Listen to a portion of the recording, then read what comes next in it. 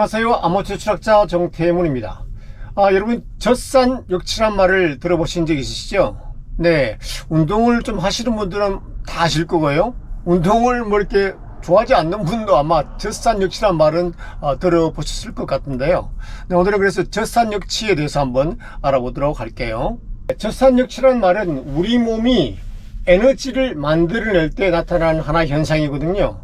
우리가 운동을 하려면 에너지가 있어야 되잖아요. 그 에너지를 만드는 방법에는요, 크게 두 가지로 나눌 수가 있습니다.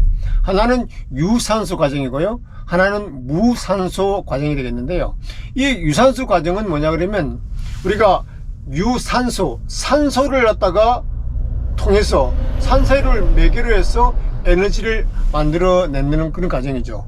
구체적으로 얘기하면 이 유산소 과정은 산소를 갖다가 우리가 흡입해 마시면 세포로 전달되잖아요. 그럼 세포 안에 있는 미토콘드리아 안에서 이 산소를 이용해서 우리가 가지고 있는 영양분들이 있잖아요. 지방, 탄수화물, 늙게는 단백질까지 다 이걸 갖다가 분해해서 사용하는 그렇게 해서 에너지를 만들어내는 그 과정이 유산소 과정이고요. 그리고 이제 무산소 과정이 있잖아요. 이 무산소 과정 안에 또 두 가지가 있습니다. 그 과정에 두 가지가 있는데, 하나는 인원질 과정이라고 그렇게 하고요. 두 번째가 바로 이 젖산 이 역치를 젖산을 만들어내는 바로 무산소 해당 과정이라는 게 있습니다. 해당 과정, 당을 녹게 되는 거죠. 인원질 과정이라는 건요, 우리 몸속에 있는 산소를 사용하는 것이 아니고요, 바로 우리 몸속에 있는 크레아틴 인산을 갖다가 연료를 사용해서 바로 즉각적으로 에너지를 갖다가 만들어 쓰는 거거든요. 그래서 이제 크레아틴하고 인산을 갖다가 이렇게 서로 분해하는 과정에서 에너지가 발생하거든요. 그걸 이용해서 하는 이제 에너지 대사 과정인데요. 이건 어떤 거냐면 이런 거죠. 우리가 100m를 하다가 전력 질주하고 있잖아요. 그럴 때 사용하는 그런 에너지를 만들어내는 그런 과정이라고 볼 수 있죠. 그리고 예를 들어 우리가 힘을 갖다가 갑자기 큰 힘을 쓰는 경우 있잖아요. 그럴 때는 우리가 산소를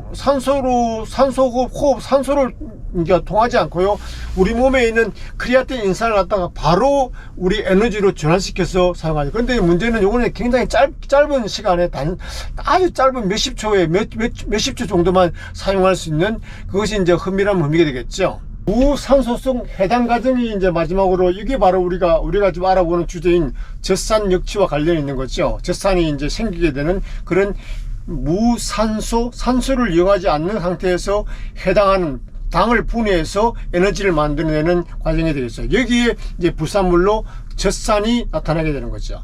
근데 이게 젖산 역치 그러면 우리가 일단 먼저 문자적으로 한번 접근해 보죠. 젖산은 우리가 잘 알죠. 젖산이죠. 산이죠. 네, 그 다음에 역치란 말이 조금 어려운 것 같은데요. 역치란 말이 한자어로 얘기하면 그 문지방 있잖아요. 문지방역에다가 치는 우리 같이 할 때 같이 가격이 있다 같이 할 때 치자를 쓰거든요. 그런 것 같아요. 그래도 좀 명확하지 않은데, 이거는 아마도 영어로 얘기하면, 영어를 번역한 것 같은데요. 영어로 이제 락테이트라고 그러거든요. 락테이트 threshold, 이렇게 이제 영어로 이게 젖산 역치를 설명합니다.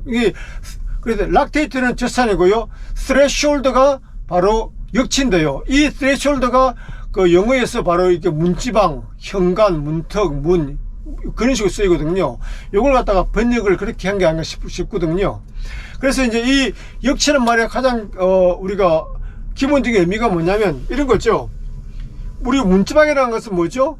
바깥과 안을 나누는 거잖아요. 뭔가 변화가 일어나는 그 지점이 있죠. 그래서 이제 젖산 역치라는 것은 뭐냐면, 우리가 평상시에도 우리 혈중에는요, 젖산이 있습니다. 어느 정도의 약간 낮은 정도의 젖산이 이렇게 있거든요. 근데 문제는 뭐냐면, 우리가 운동을 이제 하게 되잖아요. 그러면 이제 처음에는 어떤 그 에너지 대사 과정을 쓰자 그러면 유산소를 사용합니다. 그러니까 우리가 천천히 운동을 땅땅 뛰고 달리기를 막 한다 그러면 막 뛰잖아. 처음에 시작하잖아. 그럼 이제 산소 호흡을 통해서 미토콘드리아에서 만들어내는 그 에너지를 이용해서 우리가 달려야 되는 거죠. 근데 이제 이게 조금 이제 운동 강도가 심해지고 운동 시간이 길어지면 이 유산소적 그 대사 과정으로 에너지를 갖다 만들어내기에는 역부족이 간 거죠. 그럴 때는 우리가 이제 우리 몸이 이제 무산소성 해당 과정을 통해서 산소 물론 그 유산소적 과정을 계속 하고 그에 더해서 동반해서 역부족하니까 이제 다른 지역물을 더 가져오는 거죠. 그러니까 몸에서 이제 탄수화물을 분해해서 거기서 나오는 에너지까지도 쓸 수 있는 그런 상태로 가는 거죠. 그렇게 이제 가게 될 때 우리가 이제 어느 순간이 되면 그렇게 해서 이제 젖산이 우리 혈중에 젖산이 좀 있다 그랬잖아요. 어느 정도 만약에 예를 들어서 1 정도 있다 칩시다. 그럼 이게 점점점 이제 운동하면은 그게 조금씩 이제 그 젖산 그 무산소적 해당 과정을 하기 시작하면 조금씩 많아지겠죠. 그러다가 어느 순간이 되면 급격한 변화가 일어나는 거죠. 젖산이 갑자기 이렇게 올라가다 갑자기 팍 이렇게 올라가는 거죠. 네, 그런 지점, 그런 시간, 그런 운동 강도를 갖다가 우리가 젖산 역치라 그런 거죠. 다시 말씀드리면 젖산이 급격하게 변화되는 그 지점, 젖산이 급격하게 이렇게 늘어나는 그 시점의 운동 강도, 그걸 갖다 우리가 한마디로 얘기해서 젖산 역치다 이렇게 표현하는 거죠. 유산소 과정으로 안 될 때 그게 더해서 이제 무산소 해당 과정인 걸 사용한다 그랬잖아요. 그렇게 해서 젖산이 나타난다 그랬잖아요. 그러니까 기본적으로 젖산이 출현한다는 것은 기본적으로 우리 몸이 힘든 상태가 되어 있다는 거죠. 운동 강도가 세졌다는 거죠. 그래서 여기서 사람들이 이 젖산을 갖다가 몇십 년 동안 오해를 해서 젖산을 갖다가 욕했다는 거죠. 그러니까 최근의 연구에 의하면 다른데 최근까지는 이 젖산이 피로를 갖다가 만들어내는 그런 물질이라고, 젖산이 나쁜 놈이라고 욕을 했다는 거죠. 근데 최근 연구에 의하면 그게 아니라는 겁니다. 마치 이런 거죠. 우리가 몸이 힘들 때 젖산이 나왔잖아요. 그러니까 젖산이 나쁘게 생각하고, 마치 이런 거죠. 우리가 불이 났어요. 불이 났는데 소방차가 출동해서 불을 끄고 소방차 출동하잖아요. 불이 났는데 소방차가 출동하니까 불만 나면 소방차는 나쁜 놈, 소방차가 있는 곳에는 불이 난다, 나쁜 일이 일어난다, 이렇게 이제 생각을 할 수 있잖아요. 그리고 우리가 어떤 사건이 터지면 경찰이 출동하잖아요. 그럼 경찰이 출동하면 사건이 터진다. 그게 나쁜 상태다. 마찬가지죠. 젖산이, 몸이 힘든데 젖산이 왔단 말이에요. 사실은 젖산이 경찰차나 소방대처럼 그 불을 끄고 그 다음에 그 사건을 해결하려고 젖산이 나왔는데, 반대로 젖산이 나왔으니까 힘들다, 나쁜 놈이다 이렇게 이제 우리가 오해했다는 거죠. 근데 최근의 연구에 의하면 이 젖산은 그런 게 아니고 반대로 피로를 갖다가 또 드러내기 위한 하나의 대사작용으로서 젖산이 나와서 그 피로를 드러내고, 또 젖산은 또 한편으로는 에너지원으로 다시 사용되거든요. 그렇게 사용된다는 것을 갖다가 최근에서 그것을 우리가 알게 됐다는 거죠. 그러면 우리가 이제 젖산 역치를 알았고요. 그럼 젖산 역치를 갖다가 우리가 이제 보통 우리가 극복해야 된다, 내지는 젖산 역치를 올려야 된다, 이런 얘기를 하거든요. 특별히 달리기를 하는 사람, 저도 달리기 러너지만 그런 사람들이 어떤 의미냐, 그것이 어떤 의미냐를 설명하면 이런 거죠. 보통 사람들은요, 최대 산소 섭취량이라고 얘기하는 거 있잖아요. 그러니까 VO2 맥스 같은 거 있잖아요. 그러니까 그걸 60 정도 될 때, 어떻게 여러분이 이해할지 모르겠지만, 그러니까 사람이 이제 한 60 정도로 호흡을 하면 달릴 수 있는 그 정도 수준이요. 60%로 맥시멈 막 급하게 하는 게 아니고 60 정도 그 정도 수준이 되면, 그때부터 시작해서 이제 사람들이 이제 피로가 쌓여가지고 힘들어서 젖산 역치가 발생하거든요. 그러면 이제 이걸 어떻게 되냐면 이걸 극복해야 되잖아요. 왜냐하면 젖산이 석재가 계속되면 더 힘든 상태가 되니까. 그러면 이제 이걸 갖다 계속하기 위해서는 우리가 훈련을 이제 달리기를 예를 들면 훈련을 계속해야 되잖아. 그럼 이거는 젖산 역치가 나타나는 것은 무산소성 해당 과정이라고 그랬잖아요.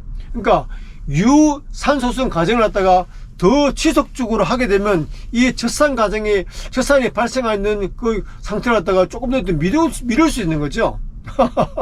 그러니까 우리가 훈련을 열심히 하고 다시 달리기를 계속 하게 되면 원래는 60이 되면은 그 무산소도 해당 과정으로 넘어가서 젖산이 발생하게 되는데, 이게 이제 훈련을 계속하게 되면 이제 65% 최대산 섬유량의 65%, 최대산 섬유량의 70% 이렇게 갈 때까지 이제 무산소도 해당과 넘어가지 않는 거죠.